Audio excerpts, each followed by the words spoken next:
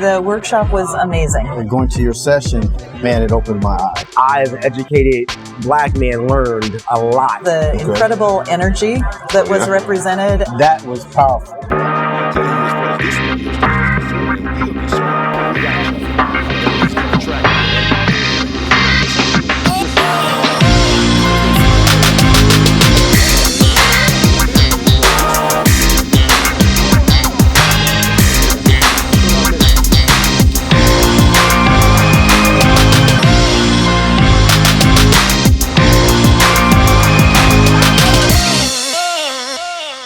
Being able to understand the African culture, the call and response that you talk, having people respond back to you, understanding what you're trying to teach them, but they learn it at the same time. Right.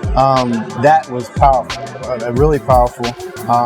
There was cultural things that you shocked me. I didn't know. Now, if you take a look to your right, that is a neophyte. What is a neophyte? That's a young man in learning. We're going back 25,000 years ago. So don't tell me that we can't learn if we don't know. That's a young brother over there on my right, your left, with a backpack on. I said 25,000 close to years ago.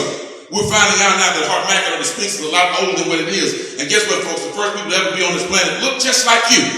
So for you to tell me that you can't do math, for you to tell me you can't do anything is an oxymoron. I look at you like God, you looking at yourself as a gangster. I gotta turn it back around. Why? Because when our young boys put 40s on the concrete for their homies that died, think about it for a minute, you're only doing libation that represent ancestral pride. See, a long time ago, if someone died and you were a warrior, you took the holy water, you took the water, you prayed over it, and you said a Moses bar and you poured it into the fertile ground. Well, homeboys get shot now, they take a 40 out. That's for my nigga Kilo, he get down. He don't know though, he's reaching back to his ancestral powers and he doesn't understand it.